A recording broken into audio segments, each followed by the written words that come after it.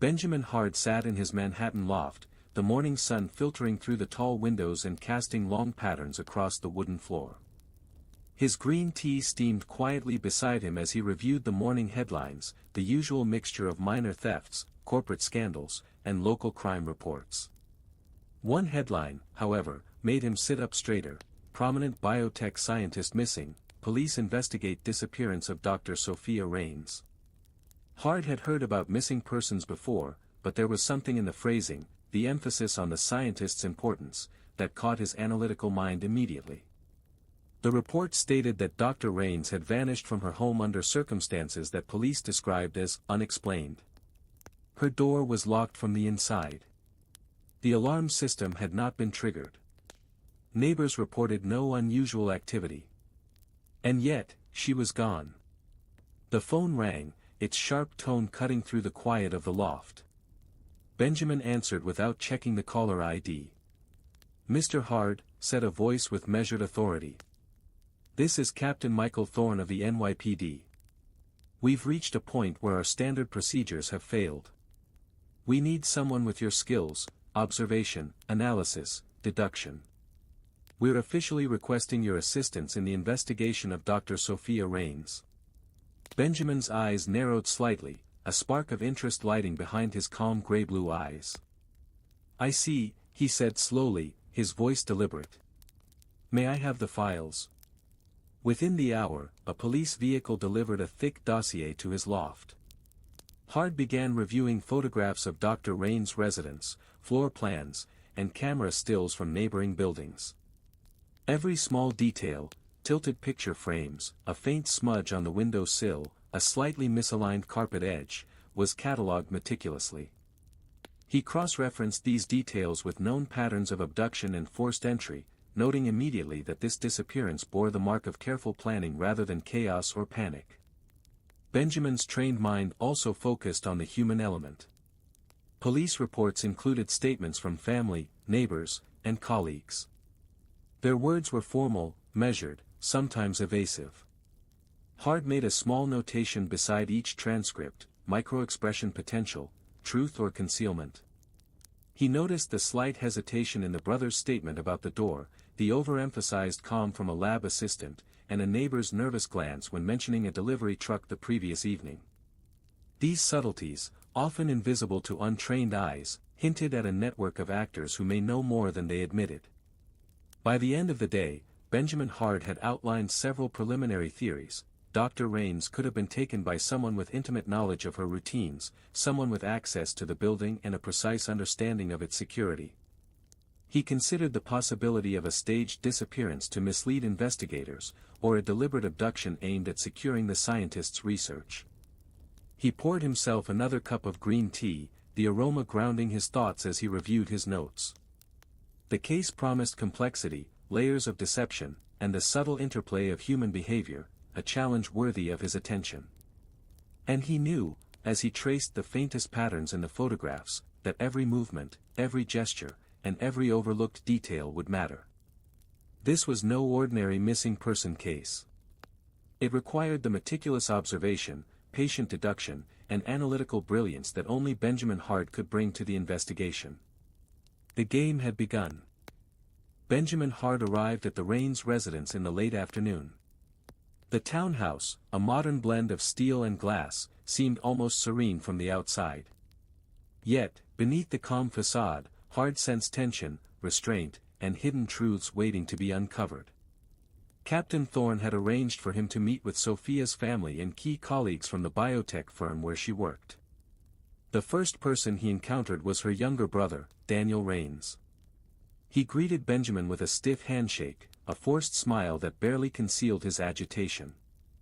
As they walked through the foyer, Benjamin noticed small details: the slight trembling of Daniel's hands, the subtle hesitation when he spoke of the missing sister, and the overly polished shoes that scuffed slightly on the hardwood floor, a nervous tick Hard had seen many times before.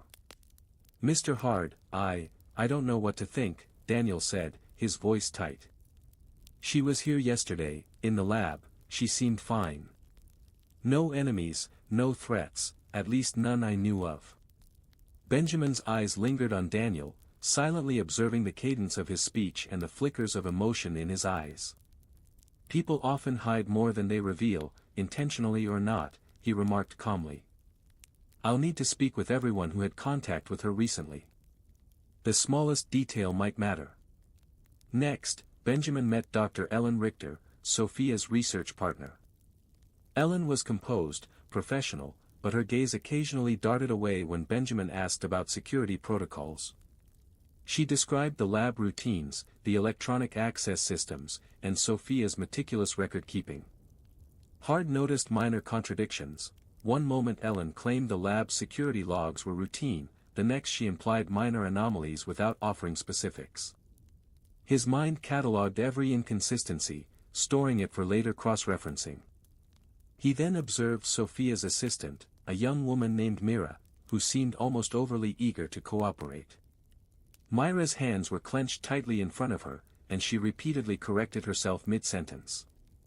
Hard noted these as classic signs of stress, likely tied to knowledge she had not fully disclosed.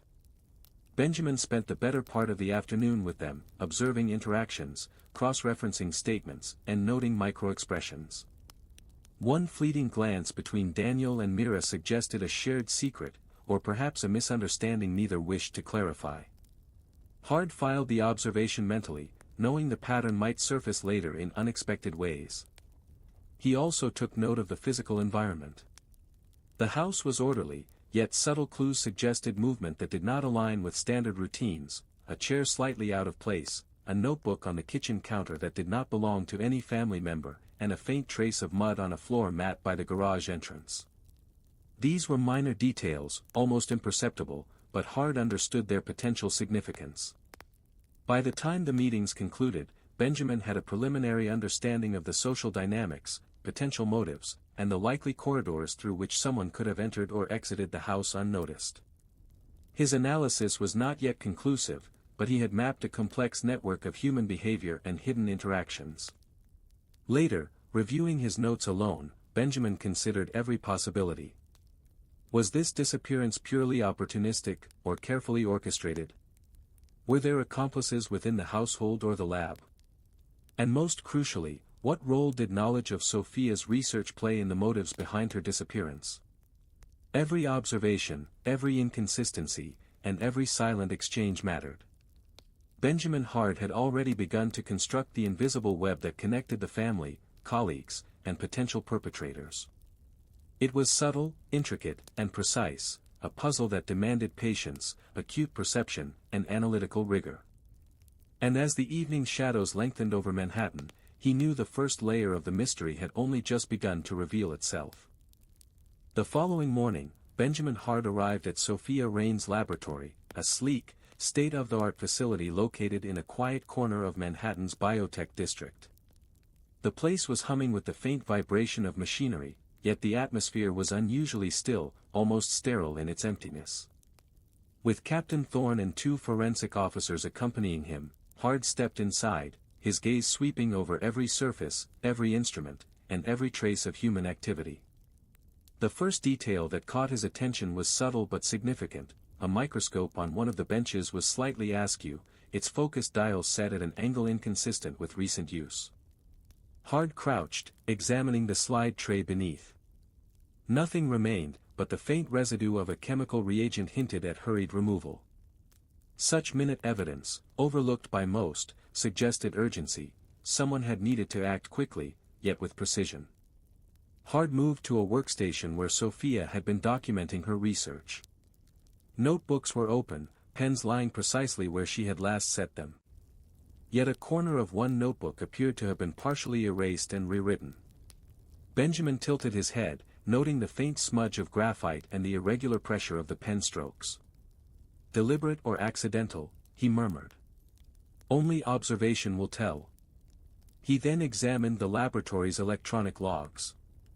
Security footage from inside the lab had gaps of several minutes at odd intervals. Hard cross-referenced the timestamps with building access logs. The entries matched, yet subtle anomalies suggested that someone with inside knowledge could have exploited a routine maintenance window or a system vulnerability. He noted each irregularity carefully, aware that digital traces, though easy to manipulate, often leave residual patterns invisible to untrained eyes. Banjamin's attention shifted to chemical storage. Certain reagents, rare and expensive, were missing, items Sophia had been using in her latest experiments. The absence of these materials indicated a theft beyond mere abduction. Someone had intended to gain access to her research. The implication was clear: Sophia's disappearance was not random. Her work was the prize. He then observed the laboratory layout, the placement of benches, cabinets, and emergency exits. One particular corridor, narrow and dimly lit, could have allowed a swift and unnoticed passage from the main lab to the service elevator. Hard made a mental note of this potential escape route. Later, he would map it alongside other access points, constructing a spatial web of possibilities that only someone with precise knowledge could navigate. Banjamin also examined a small storage locker in the corner. Its lock had been tampered with but not broken, another indication of careful planning. Inside, he found traces of footprints, a faint smear of soil, and a piece of cloth that did not belong to the laboratory staff. Every detail was catalogued: the color, the texture, the angle at which it had been left. Hard knew that these seemingly minor clues could reveal the sequence of movements, the number of participants, and even the timing of the abduction. Throughout the investigation, Banjamin relied on his observation of human behavior as much as the physical evidence. He reconstructed the likely timeline: Sophia had been interrupted during her experiments, possibly confronted by someone she trusted. The intruder moved with confidence, leaving only traces designed to mislead. Hard's experience told him that the perpetrator had studied both the laboratory and its occupant meticulously. By the end of the morning, Banjamin had developed several hypotheses: a skilled insider, a professional abductor with specialized knowledge, or a combination of both. Each scenario was carefully considered against the collected evidence.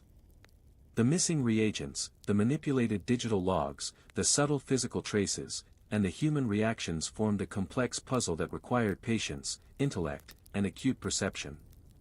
As he stepped out into the afternoon sun, Banjamin Hard felt the familiar thrill of engagement. The laboratory had revealed its secrets in fragments, and each fragment suggested a level of sophistication that would challenge even the most methodical police investigation. Yet, he was undeterred. Observation, analysis, and deduction were his tools, and he had already begun weaving the invisible threads that would unravel the mystery of Sophia Rains' disappearance.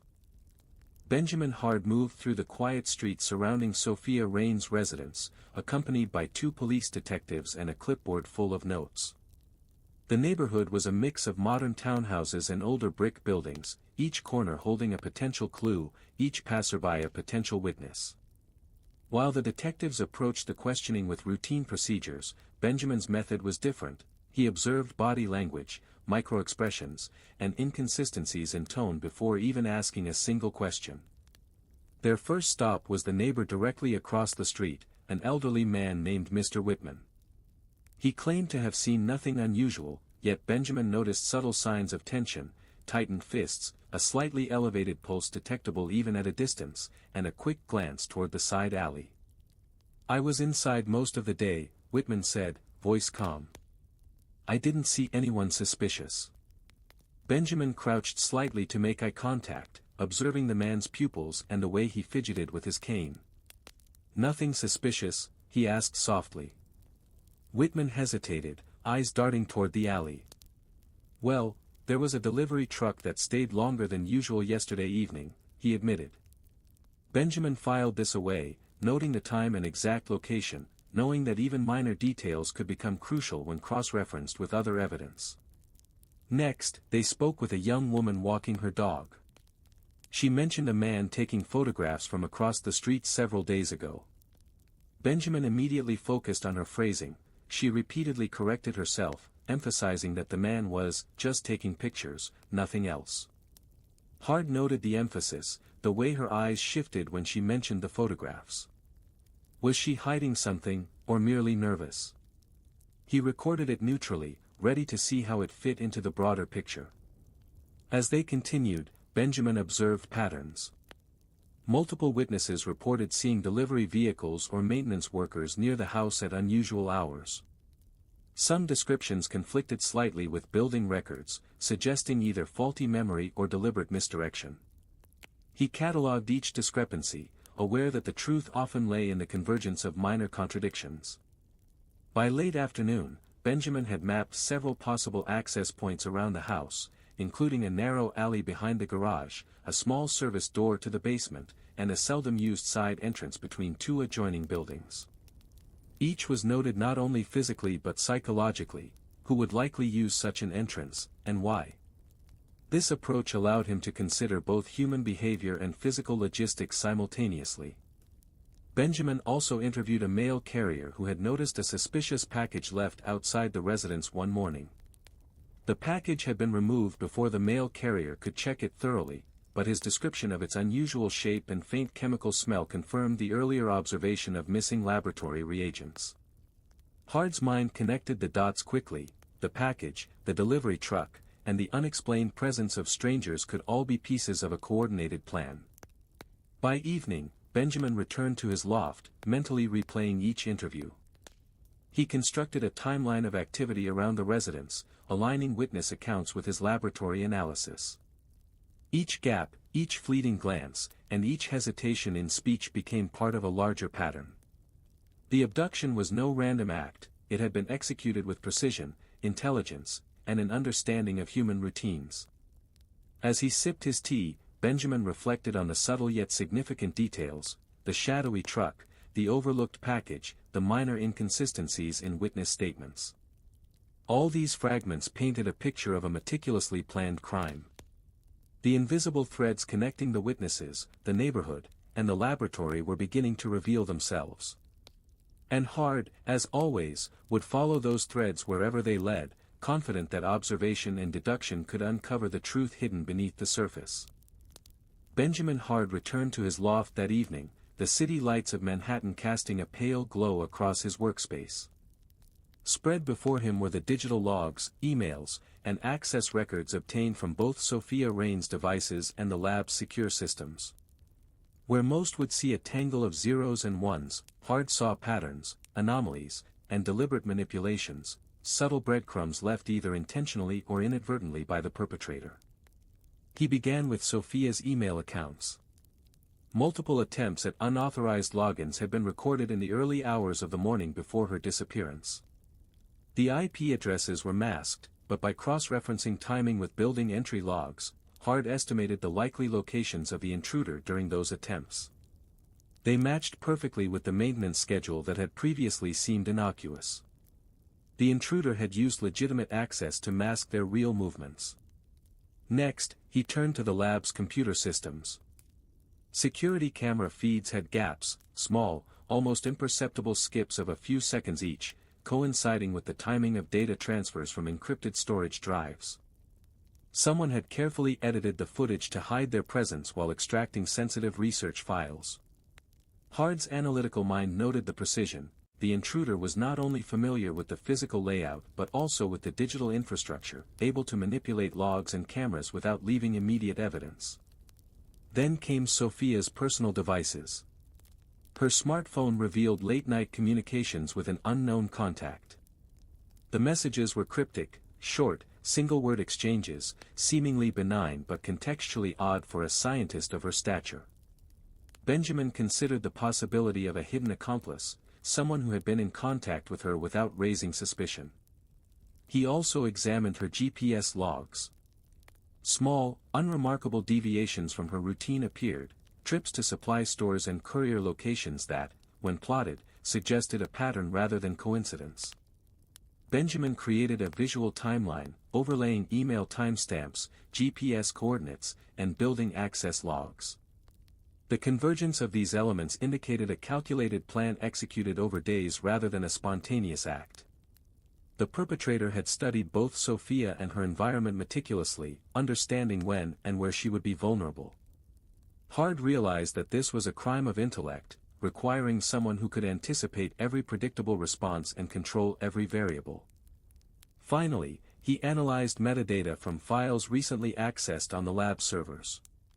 Hidden within the digital fingerprints were subtle traces of editing, timestamp inconsistencies and minor anomalies that suggested someone had been attempting to obscure their digital trail. By piecing together these inconsistencies, Hard began to narrow down potential suspects, individuals with both access and the technical expertise to manipulate logs seamlessly. As the night deepened, Banjamin sat back and reviewed the full picture. Every digital anomaly, each suspicious login, every GPS deviation and encrypted message formed an intricate web connecting the abduction, the missing research, and potential accomplices. His mind raced through possibilities, testing each against the evidence. The patterns, though complex, were not invisible to him, they were deliberate cues, small imperfections betraying the perpetrator's presence. By midnight, Hard had drafted a preliminary hypothesis: the abduction had been orchestrated by someone with inside knowledge, likely aided by a technical accomplice, and motivated by both the scientist's research and a broader, hidden agenda.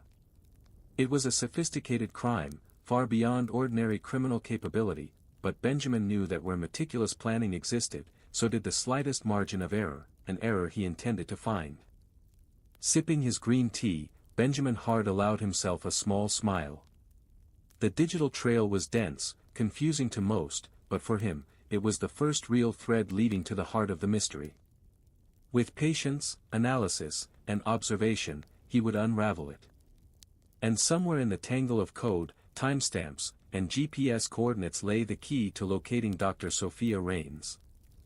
The following day, Banjamin Hard met with Captain Thorne in a discreet office behind the precinct, a room rarely used for casual discussions. Hard's eyes scanned the maps, photographs, and surveillance stills spread across the table. He had already mapped the digital anomalies, the lab's physical layout, and the neighborhood's observations. Now, it was time to trace the threads leading to the underground networks that might be exploiting Sophia Rains' research. Hard began with a network of private laboratories and illicit research facilities, known to operate in the shadows of Manhattan's legitimate biotech district. These underground labs were hidden behind nondescript facades, warehouses, abandoned office spaces, and even former industrial plants. Information from informants suggested that high-value research materials often moved through these networks, bypassing regulations and oversight entirely. "Your target is mobile and precise," Banjamin said, leaning over a map marked with red pins. "If Sophia or her research was intercepted, it wasn't random. Whoever did this knows exactly what they want and how to extract it without leaving obvious traces." The detectives nodded. Thorne emphasized the need for caution. These underground connections were often protected by private security, armed personnel, and complex surveillance. Any misstep could jeopardize both the investigation and Sophia's safety. Banjamin listened, absorbing every detail, connecting them to the subtle clues he had already gathered: delivery trucks, suspicious packages, digital log anomalies. Banjamin requested records from recent shipments, using both legal channels and confidential contacts within the city's logistics network. Cross-referencing these with his previously compiled timeline, he identified anomalies: several unregistered vehicles, unusual routes, and recurring license plates that seemed intentionally obscure. One, in particular, stood out: a nondescript white van that appeared near Sophia's residence on multiple occasions, coinciding with security camera gaps. He then examined personnel records associated with underground labs. Several names surfaced repeatedly, individuals with both scientific expertise and criminal ties. Their movements matched patterns he had observed digitally: access to materials similar to those missing from Sophia's lab, involvement in research procurement for private clients, and a propensity for clandestine operations. Banjamin mapped potential links between these individuals, creating a virtual network of suspects. Banjamin also focused on the psychological aspect. Those involved in underground labs often relied on intimidation and manipulation to maintain secrecy. By studying behavioral patterns, previous incidents, and even small details like handwriting or email phrasing, he began to predict likely next moves. He noted that the abduction had not been purely opportunistic; it had been meticulously timed, coordinated, and psychologically calculated to ensure compliance from those within Sophia's immediate environment. Late in the afternoon, Banjamin followed a lead to a storage facility on the outskirts of the city. Security cameras and motion sensors indicated recent activity. Using his analytical skills, he deduced entry points, probable hiding spots, and the logistics of moving sensitive materials within the building. Though he did not enter immediately, he had gathered enough intelligence to create a clear operational map. By evening, Hard's understanding of the underground connections was substantial. He knew that Sophia's abduction was orchestrated by individuals with both scientific knowledge and criminal intent, capable of exploiting weaknesses in both physical and digital security. Yet, as complex as the network appeared, Banjamin felt a familiar thrill. Complexity, after all, was an ally to those who observed carefully. And in this maze of secrecy, deception, and hidden agendas, he was determined to find the single thread that would unravel the entire web and lead him to Sophia Rains. Banjamin Hard sat in the unmarked police vehicle, his eyes scanning the city streets as the evening lights of Manhattan blurred past. Information from the underground network had led them to a suspect, a man believed to be a key intermediary in Sophia Rains' abduction. The suspect had been tracked to the industrial district, a maze of abandoned warehouses, shipping containers, and narrow alleyways. "Are you ready, Hard?" Captain Thorne asked, glancing at him. Banjamin adjusted his coat and nodded. "Patience and observation. We don't just chase, we predict. He will take what he thinks is the safest path." They parked a few blocks away and moved on foot, weaving through alleys and side streets. Banjamin's attention was divided between the surroundings and the behavioral patterns he had analyzed over the past week. The suspect had to navigate carefully, he knew cameras, patrols, and entry points. But Hard also knew human nature, stress and urgency often betrayed the most meticulous plans. Suddenly, a shadow moved near a row of shipping containers. Banjamin's eyes locked on it instantly. The figure fit the profile, carrying a small package likely containing research materials from Sophia's lab. The suspect paused, glancing over his shoulder, unaware that he had been anticipated. "Move," Banjamin whispered to the detectives. They accelerated quietly, staying hidden in the shadows. The suspect broke into a run, ducking into a narrow passageway between two warehouses. Hard's mind calculated angles, likely turns, and escape options, predicting each move before it happened. The chase was tense. The suspect zigzagged through the alleys, vaulting over fences and dodging trash bins. Police shouted from behind, but Banjamin focused on timing and trajectory, using his understanding of human behavior to anticipate the next steps. He noted the suspect's breathing, gait, and hesitation, a rhythm that suggested panic despite his training. At one corner, the suspect tried to lose them in a cluttered yard filled with crates and discarded equipment. Banjamin slowed slightly, observing the pattern of movement. He had predicted this obstacle and knew the suspect would turn toward the secondary exit. Sure enough, moments later, the figure reappeared, only to be blocked by two detectives. The man struggled but was quickly subdued. Banjamin examined him carefully, his demeanor, choice of clothing, and subtle markings revealed he was more than a courier. He was trained, yet inexperienced under pressure, a clue that the higher-level orchestrators were still at large. Banjamin found a small notebook in the suspect's coat pocket, partially encrypted but containing references to storage facilities, delivery schedules, and unexplained codes. Even in its incomplete form, it provided invaluable leads. Hard made mental notes, already planning the next steps to trace the chain leading directly to Sophia's location. By the time they returned to the police vehicle, Banjamin had reconstructed a probable timeline of the suspect's actions over the past days. Each move had been calculated, yet each left subtle traces for an observant mind to follow. He reviewed the notebook entries, cross-referenced them with digital logs, and aligned them with the underground map he had compiled. Patterns emerged, revealing the operational network behind the abduction. As the night deepened, Banjamin realized that the chase had provided more than a captured intermediary, it had confirmed his hypotheses, unveiled hidden logistics, and narrowed the possibilities for Sophia's location. The next step was clear, the investigation had to move to the heart of the operation.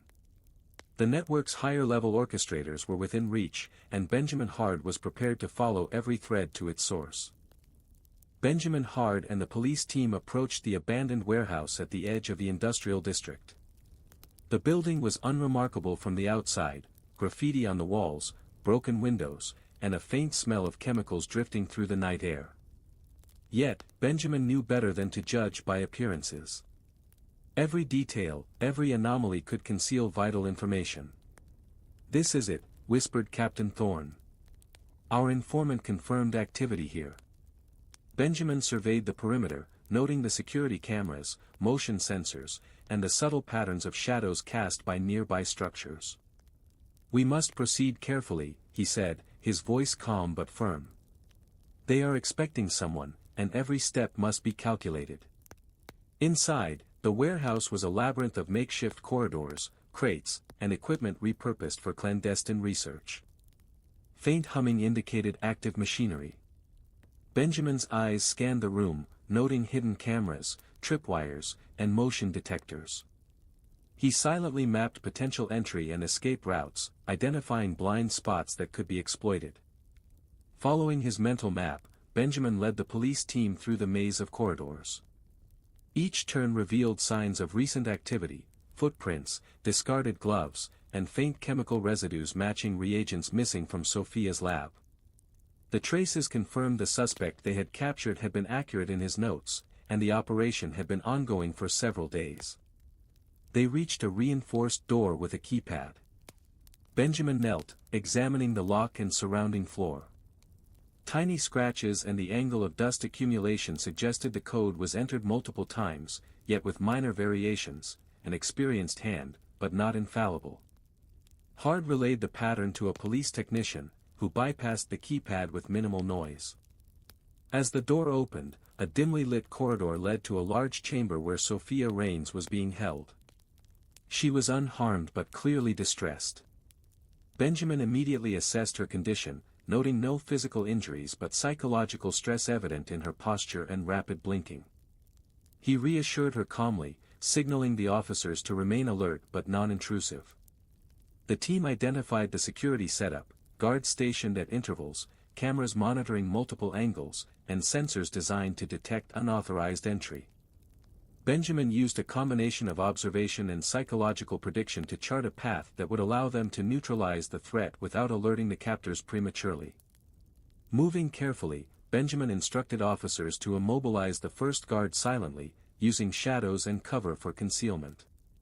Each step was synchronized, precise, and controlled. He anticipated the reactions of the remaining guards, exploiting predictable behavioral patterns under pressure. Within minutes, the facility was secured, and Sophia was free.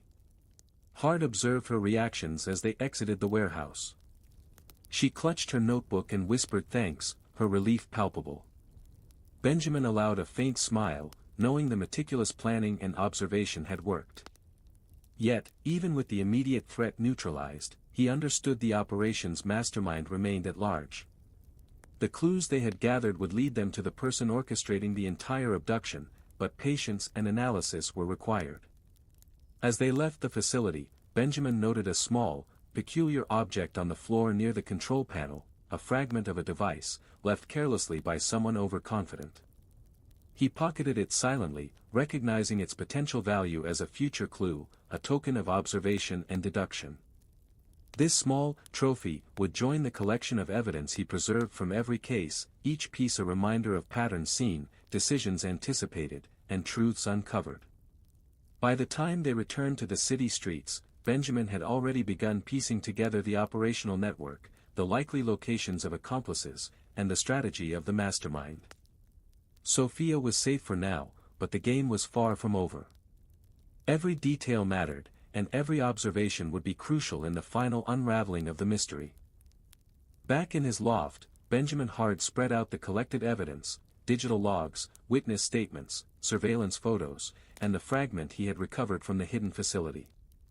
Patterns emerged as he traced the intricate web connecting the abduction, the underground networks, and the stolen research. The mastermind's identity, hidden until now, began to take shape.